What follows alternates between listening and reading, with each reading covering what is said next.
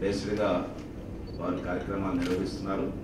వారి యొక్క పోస్టర్ ముందు రిలీజ్ చేసి గురూజీని విశాఖపట్నం తీసుకుని వచ్చి వారి ద్వారా జరుగుతుండేటువంటి ఈ సరస్వతి హోమం 1-2-2015 నుండి 15వ తారీఖున 9 గంటల నుండి 12 గంటల వరకు ఈ హోమం చిన్నపిల్లలతో కార్యక్రమంలో జరుగుతుంది. దీని ఏదైతే గోడప్రతి ఏదైతే ఉందో దాన్ని ఆవిష్కరించిన తర్వాత మిగతా కార్యక్రమాలు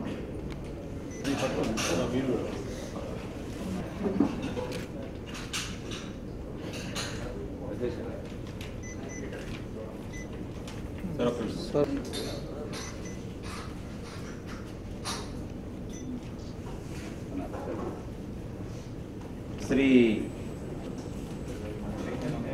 కొంపెల్ల సుబ్బారావు గారు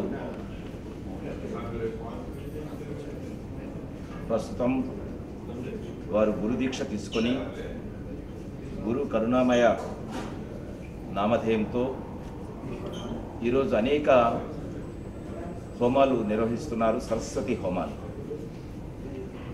వారు మెడ్రాస్లో ఇంజనీరింగ్ పూర్తి చేసుకున్న తర్వాత అమెరికాలో జాన్సన్ అండ్ జాన్సన్ కంపెనీలో ఉద్యోగం చేస్తూ సుమారుగా 12 సంవత్సరాలు అమెరికాలో నివాసం ఉండి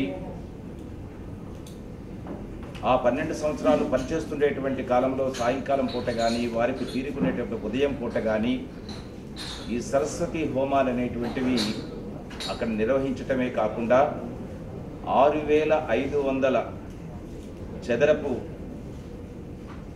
అడుగుల్లో శ్రీచక్రాన్ని 64,500 చదరపు అడుగుల్లో శ్రీచక్రాన్ని అమెరికాలో స్థాపించినటువంటి ఘనత వారికి ఉన్నది. అలాగే వారి తల్లిదండ్రులు రాజమండ్రి వాస్తవ్యులు.